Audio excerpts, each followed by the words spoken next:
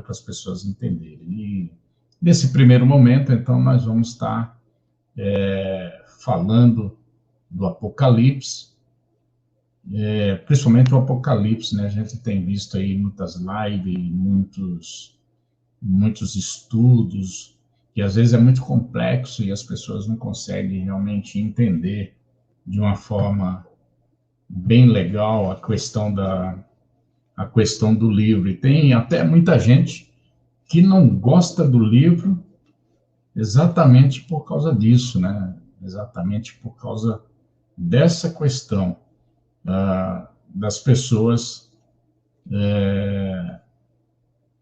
não entenderem direito a questão do Apocalipse.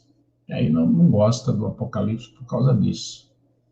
Então, esse tempo aqui a gente vai estar aqui junto é exatamente aí para poder poder esclarecer e trazer para você, de uma forma bem simples e bem fácil, o entendimento do Apocalipse. Eu creio que depois que você tiver aí um tempo aqui com a gente, entendo que você vai gostar do Apocalipse daqui para frente.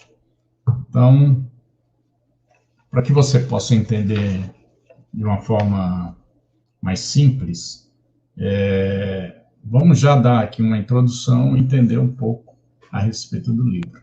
Então, o livro chama-se Apocalipse, que traduzindo para a nossa língua quer dizer revelação, vem da palavra apocalipsis no grego, e Apocalipse quer dizer, então, revelação. O autor do livro, essa parte introdutória eu vou ser bem rápido e simples, para que a gente não perca tanto tempo, tá, com a questão dessa parte introdutória. Então, o autor do livro é João, o apóstolo de Jesus. A data em que foi escrito esse livro, ela gira em torno de 54 a 95, pegando histórias ou cenas, ou situações, ou acontecimentos onde estão envolvidos alguns dos imperadores da época, como Nero, Domiciano, Vespasiano. É um contexto de muito genocídio, de muita perseguição à igreja, né, e um contexto também de culto ao imperador. Então, tudo isso está dentro desse contexto do Apocalipse. Ela foi escrito, o local foi escrito na ilha de Pátamos, né? A ilha era uma colônia penal, né, romana, onde ela mandava para lá os piores assassinos ou as piores pessoas relacionadas ao presídio. Então, ali era um lugar onde eles colocavam os presos mais perigosos. O propósito desse livro era trazer esperança, né? Trazer esperança e perseverança aos cristãos no meio daquela perseguição. Então, o Apocalipse foi escrito para trazer esperança principalmente no futuro, né? No porvir, no que vinha lá pela frente. Ele tem uma forma literária, né? Dentro até do próprio livros da Bíblia, ele é escrito de uma forma profética, né? Profética. E é profética simbólica, porque tem muitos símbolos, né? E aí, às vezes, tem uns símbolos nos bichos de 7 cabeças, de bichos de 11 cabeças, de 10 cabeças, e aí isso também deixa a gente com a cabeça, né, meio atordoada, sem entender muito exatamente o que está acontecendo. A forma literária que então é profética simbólica. E os estudos de interpretação do livro, do Apocalipse, tem algumas ideias, né? Alguns estudiosos definiram algumas formas de você interpretar o Apocalipse. Então, tem os preteristas, né? Os preteristas, aqueles que interpretam o Apocalipse de forma pretérita, então, dizem que tudo que está lá no Apocalipse já aconteceu. Tá? Já aconteceu. Tem os historicistas, que dizem que interpretam o Apocalipse de uma forma que já aconteceu, está acontecendo e vai acontecer. Então, serviu para o passado, serve para hoje, né? E serve para o futuro. Tem os futuristas, que dizem que o Apocalipse, ou quando interpretam, quando leem o Apocalipse, diz que tudo que está no Apocalipse vai acontecer no futuro e não agora. Tá bom? E também tem os idealistas, que dizem que todas essas cenas simbólicas simbolizam, na verdade, verdades eternas. Então, de uma forma prática, um exemplo é a vitória do bem contra o mal. Ok? Então, só para você se situar, está aí, né, as 4 formas de interpretação do Apocalipse, que é a preterista, que diz que isso já passou, não serve mais para nós. Os historicistas, que diz que serviu para os irmãos do passado, serve para a igreja de hoje e vai servir para a igreja de amanhã. Os futuristas dizem que tudo isso ainda vai acontecer. E os idealistas dizem que todo o conteúdo do Apocalipse representa a vitória do bem contra o mal. Só isso. Então, né? Então, venha comigo, então, se você estiver aí comigo, aí, me vendo, nos acompanhando, abra sua Bíblia em Apocalipse capítulo 1, e essa é a minha intenção. Eu vou estar lendo aqui os textos, né? Vou estar lendo e vou explicando verso por verso. Então, a nossa mensagem vai ser expositiva. E é evidente que você que está vendo esse vídeo ou vai ver depois, se quiserem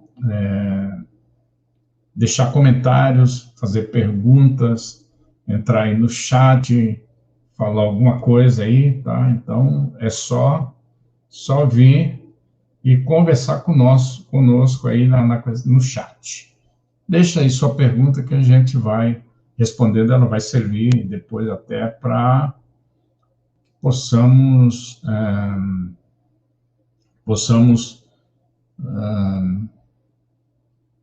trazer mais coisas novas, isso vai nos ajudar, tá bom? Então, vamos lá, verso 1 da palavra. Diz assim no capítulo 1, revelação de Jesus Cristo, que Deus lhes deu para mostrar aos seus servos. Então, já está aí, ó, revelação, que é exatamente o que significa o Apocalipse. Para mostrar aos seus servos, está relacionado aí nessa palavra, todos os cristãos da face da terra, tanto do passado, antigos, de hoje e os que virão. Tudo que em breve há de acontecer. Então, breve é evidente, dependendo da interpretação, né? Se ela é preterista, já aconteceu naquele tempo, depois que João escreveu, e acabou, né? Os historicistas, não. Depois que João escreveu, aconteceu naquele tempo, algumas coisas acontecem hoje, e algumas coisas acontecerão. E vai por aí afora. Conforme os futuristas, diz que tudo isso vai acontecer lá na frente, e conforme os idealistas, tudo isso é uma simbologia, né, da vitória do bem contra o mal. Muito bem. Aí, continuando aqui, diz que ele enviou o seu anjo para torná-la conhecida ao seu servo João. Então, todo anjo que é enviado, né, para trazer uma mensagem, nós já sabemos, na Bíblia a gente conhece só um anjo por nome, né, que é Gabriel. Então, ele é o mensageiro, é o Gabriel que traz as mensagens. Então, ele que foi incumbido de trazer essa mensagem para João, o apóstolo João. O apóstolo João que dá testemunho, ele, João, dá testemunho de tudo o que viu, isto é, a palavra de Deus e o testemunho de Jesus Cristo. E ele diz feliz, ou em outras traduções, bem-aventurado, né? Bem-aventurado são aqueles que lê as palavras desta profecia. E bem-aventurado também aqueles que ouvem e guardam o que nela está escrito, porque o tempo está próximo. Ou seja, guarda no coração, guardar quer dizer também cumprir, né? Andar conforme o que está escrito aqui. Muito bem. Verso 4 diz: João, as 7 igrejas da província da Ásia. Então, essas igrejas, elas são reais, né? Existiram naquele tempo. Depois nós vamos conhecer aqui os nomes delas. E diz, aí então ele diz: a vocês, graça e paz, que era o cumprimento, né?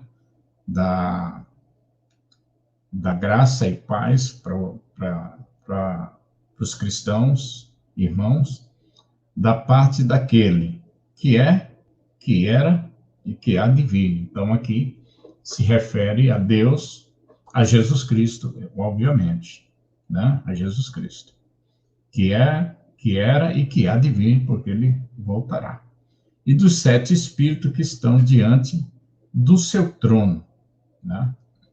E de Jesus Cristo, que é a testemunha fiel, o primogênito dentre os mortos e o soberano dos reis da terra. Então, você vai ver que no Apocalipse aparecem muitos números, e aí já apareceu o primeiro número, é 7. E 7 é um número, na cultura hebraica, é o número da perfeição. Então, esse 7 relacionado aos espíritos, quer dizer que é o espírito perfeito, né? No espírito perfeito. Então, aqui está relacionado ao Espírito Santo. Enquanto a primeira, aí você vê aqui a trindade, né? O que era, o que é, que há de vir, né? Deus Pai, o Espírito Santo, e depois fala-se aqui de Jesus Cristo, que é a testemunha fiel, que é o primeiro dentre os mortos, que dentre os mortos quer dizer que venceu a morte, e o soberano dos reis da terra. Ele é o rei dos reis, como diz a palavra de Deus. Aí ele segue dizendo, ele nos ama, e aqui ele vai falar de salvação, né, de libertação. Ele nos ama, nos libertou dos nossos pecados, por meio do seu sangue, isso aqui referindo-se à morte lá na cruz, né, e nos constituiu reino e sacerdotes, para servir a Deus e Pai. A ele sejam a glória e poder para todos sempre. Então, reino quer dizer, reino está relacionado aqui à igreja, é um novo reino de Deus, né? E sacerdotes quer dizer que todo crente, sacerdote é aquele que tem a função de levar o homem até Deus, né? Então, está dizendo que todos nós aqui temos essa função, a função de restaurar pessoas e cuidar de pessoas. Eis que ele vem com as nuvens e todo olho verá, até mesmo aqueles que os ultrapassaram. Isso está lá nos evangelhos, está em Atos, né?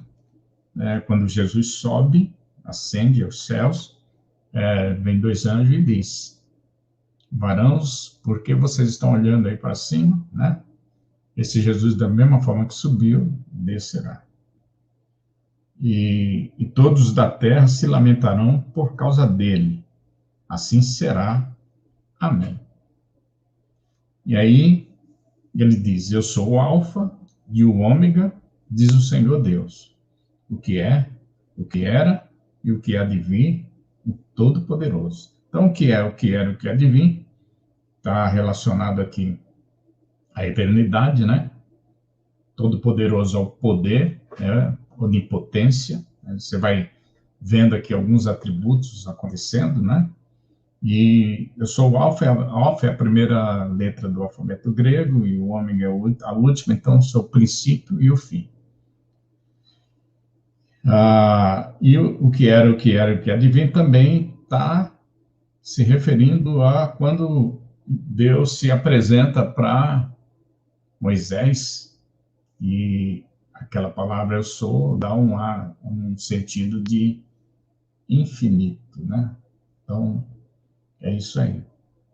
Aí ele continua, aqui até agora é uma saudação, uma apresentação, aí ele começa a dizer o que aconteceu com ele, né?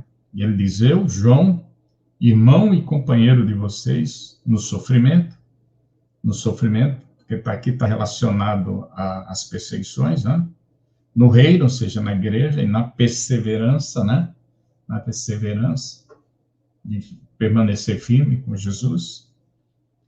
Perseverança em Jesus, ele diz, ó, estava na ilha de Patmos. Patmos por causa da palavra de Deus e do testemunho de Jesus Cristo, ou seja, tudo relacionado à pregação. Tudo relacionado à pregação. Então, a ilha de Patmos, eu já expliquei, né? Era uma ilha onde se colocava os presos mais perigosos, né? Na época. E João ali estava sendo considerado um preso perigoso. Olha que coisa tremenda, né? É muito grave isso, né? E ele diz que é por causa da palavra de Deus, da palavra. A palavra de Deus também aqui está relacionada com Jesus, né? Ele é a palavra, né? Primeiro, João, o Evangelho de João começa falando que Jesus Cristo é o Verbo. Então, o Verbo está relacionado com a palavra. E do testemunho de Jesus, né? Falando a respeito da morte e ressurreição de Jesus. Estava no dia do Senhor, no dia que Jesus ressuscitou. Então, ficou o dia que Jesus ressuscitou, é o primeiro dia da semana, né? Então, ficou sendo também o dia em que as pessoas se reuniam, os cristãos se reuniam para celebrar os cultos. No dia do Senhor, achei-me no Espírito, e ouvi por trás de mim uma voz forte, como uma voz de trombeta. Então, achei-me no Espírito. Provavelmente ele foi arrebatado em espírito, né? Assim como aconteceu, por exemplo, como aconteceu com Pedro, aconteceu com Paulo, né? Que foi levado ao terceiro céu. Pedro lá naquele episódio do Cornélio. Então, ao terceiro céu, porque na cultura hebraica se acredita que tem um primeiro céu, que é esse céu que a gente vê físico. O segundo céu é o céu onde é um céu invisível, onde transita ali espíritos, né? Por isso que Paulo escreve que a nossa luta não é contra carne nem sangue, né? Mas contra hostes celestiais nas regiões celestiais. Esse é o segundo céu. O terceiro céu é aquele que Paulo foi arrebatado, e ele fala que ele chegando lá, ele ouviu coisas que ao homem era proibido, né, relatar. Então, provavelmente é isso aqui que aconteceu com João, ok? Aconteceu com João. E aí ele diz que ele ouviu uma voz muito forte, como uma voz de trombeta. Isso representa um aviso, né? Ou um chamado de atenção. Trombeta chama-se a atenção para alguma coisa. E aqui chamou-se a atenção para a voz, que era muito forte, que dizia, essa voz dizia, escreva num livro o que você vê e envie às 7 igrejas.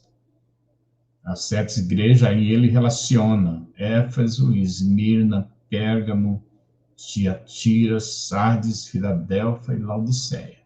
Essas igrejas, elas existiram mesmo, né?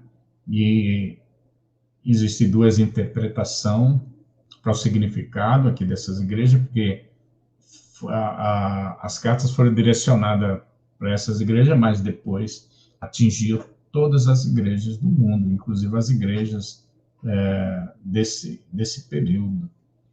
Então, alguns dizem que essas igrejas aqui, cada uma delas tem uma características e pode representar vários tipos de igreja ou denominações, né, diferentes, ou tipos de igreja, como as igrejas, cada uma se porta diante de Deus, ou pode representar aqui um período, né, da história da igreja, começando com Éfeso, né, a igreja lá do primeiro amor, terminando aqui com a Laodiceia, a igreja morna, né, que talvez seja isso que acontece nos nossos tempos hoje. A igreja entrou num período assim. Aí ele diz que voltei-me para ver quem falava comigo, e voltando-me, vi 7 candelabros de ouro, e entre os candelabros alguém semelhante a um filho de homem. Então, quando usa esse termo filho de homem, já refere-se a Jesus, né? A Jesus glorificado. A Jesus glorificado. E era semelhante ao filho de homem, só que tinha umas características celestiais. Então ele continua falando e diz: ele tinha uma veste que chegava a seus pés. Então, vestes, em algumas traduções, vestes brancas, que chegavam a seus pés, simbolizam santidade, né? As vestes simbolizam santidade. Depois diz, e um cinturão de ouro ao redor do seu peito, que simbolizam também glória, beleza, né? Beleza. Sua cabeça e seus cabelos eram brancos como a lã, tão brancos quanto a neve. Então, cabelo branco, velhice, representa tempo, né? Eternidade. Eternidade. E os seus olhos eram como chama de fogo, uns olhos penetrantes, né? Penetrante. Então, relacionado aqui com a onisciência de Deus, né? Então, você, olha, onisciência, então, vai percebendo aqui atributos, né? Seus pés eram como bronze numa fornalha ardente. Então, olha, relacionado à questão de poder. Então, o comandante do exército, quando entrava num lugar, o poder dele era mostrado por essas armaduras, principalmente os pés de bronze, né? Ardente, e o som da sua voz era como muitas águas. Mais uma vez, a questão da onipotência, né? Onipotência. Tinha em sua mão direita 7 estrelas, e da sua boca saía uma espada afiada de 2 gumes. Espada afiada de 2 gumes, nós sabemos, está relacionada com a palavra. Aquilo que João fala no começo, foi preso por causa da palavra de Deus. Então, a boca do Senhor saía a palavra, só que era uma palavra poderosa, né? Que era como uma espada de 2 gumes, cortava dos 2 lados. Depois eu dou a interpretação, lá no final tem a interpretação das 7 estrelas e dos 7 candelabros. O próprio Jesus vai dar. E da sua boca saiu uma espada de 2 gumes, e sua face era como o sol, quando brilha em todo o seu fulgor. Então, isso aqui está relacionado à glória, né? A glória, a beleza do Senhor Jesus. E ele diz, quando eu vi isso, caí aos seus pés como morto. Então ele colocou sua mão direita sobre mim e disse: não tenha medo. Porque João ali, com toda essa visão, ele estava morrendo de medo. Ele não sabia ainda quem era. E aí Jesus se identifica. Falou: eu sou o primeiro e o último. Sou aquele primeiro e o último, relacionado à sua eternidade, ó, mais um atributo aqui, né? Sou aquele que vive, e aí isso está relacionado com a ressurreição. Estive morto, mas agora estou vivo, e vivo para todo sempre. E tenho as chaves da morte e as chaves do Hades, do inferno. E aí ele dá a ordem, fala: escreva, pois as coisas que você viu. Tanto as presentes, o que você viu agora, como as que acontecerão. Escreva. E daí ele diz, para começar: esse é o mistério das 7 estrelas que você viu em minha mão direita e dos 7 candelabros. As 7 estrelas, ele diz, são os anjos das 7 igrejas. E os 7 candelabros são as 7 igrejas. Ok? Então, ó, mais uma vez aí a questão dos 7, né? 7. Então, 7 está relacionado a algo perfeito. Então, ele direcionou as 7 igrejas numa área, né? Essas 7 igrejas lá na Ásia faziam um círculo, né? Mas quando ele fala 7 igrejas, está falando da igreja dele, de toda a igreja, né? Toda a igreja do mundo, do universo, universal, etc, etc. Então, e as 7 estrelas são os 7 anjos da igreja. Então, você vê que é bem específico. E aqui, tem algumas pessoas que interpretam esses anjos aqui como o anjo que guarda a igreja. Um anjo que foi destacado para guardar a igreja. E não é isso aqui, tá? Não é isso. Não, nós vamos entrar aqui numa doutrina de anjo da guarda, né? E não tem sustentação na Bíblia. Nós só conhecemos um anjo, né, que foi revelado na Bíblia, que é Gabriel. Depois também conhecemos um arcanjo, que também foi revelado na Bíblia, que se chama Miguel. E depois a gente também conhece um querubim, que é o anjo caído, Satanás. Então, na Bíblia, com nomes, só tem revelado esses três, ok? Então, é bom que a gente coloque isso aqui na cabeça. Então, quando se fala aqui de anjo da igreja, está relacionado com aquela pessoa que tomava conta da igreja, que era o líder, que era o pastor da igreja, o bispo, né, o apóstolo, que estava tomando conta daquela igreja. Então, está relacionado com essa liderança. E é interessante, né, que a gente percebe aqui no texto que Jesus tinha nas suas mãos esses homens, né, esses líderes. E aqui 7 estrelas também, 7 líderes, ou seja, líderes perfeitos que estão na mão do Senhor Jesus, né? E uma outra coisa também que a gente vê quando ele fala de 7 candelabros, e entre os candelabros, alguém, né, semelhante a um filho do homem. Então, é interessante que dá aqui a ideia de que Jesus anda no meio da sua igreja, né? Anda no meio da sua igreja. Então, muito importante, né, nesses 30 minutos aqui, você viu, pôde ver, né, vários detalhes e várias coisas interessantes da palavra de Deus, desse capítulo 1. Espero que você tenha gostado, tenha sido